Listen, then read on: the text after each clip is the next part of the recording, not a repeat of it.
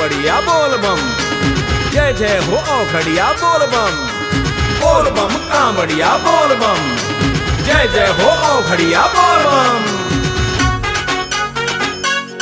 जयकारा बोल बम का नारा, जग में सबसे ये प्यारा, देता सबको ये न्यारा, दुखों से छुटकारा।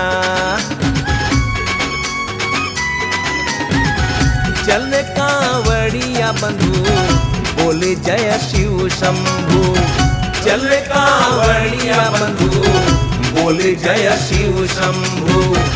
पावन कर तन तू, निर्मल कर मन तू।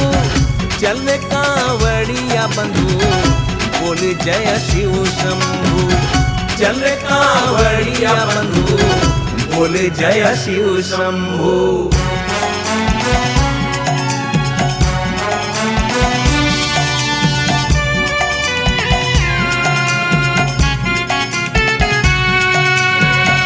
चलो रे गाते चलो, हंसते मुस्कुराते चलो, प्रेम की गंगा धारा चलो बहाते चलो। पावन सावन में सौभागी बन तू। चल कांवड़िया बंधु, बोल जय शिव शंभु। चल कांवड़िया बंधु, बोल जय शिव शंभु।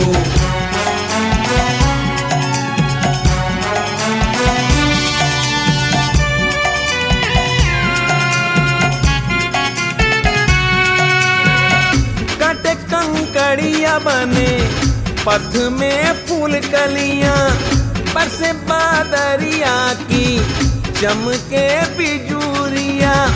भक्तों ने लगाया है भंडारों का तंबू। चल रे कांवड़िया बंधु, बोल जय शिव शंभु। चल रे कांवड़िया बंधु, बोल जय शिव शंभु। डमरू बजाएगा डमरू वाला, भक्तों के दुखों को हरने वाला। डमरू बजाएगा डमरू वाला, भक्तों के दुखों को हरने वाला। हाँ हाँ, डमरू बजाएगा डमरू वाला, भक्तों के दुखों को हरने वाला।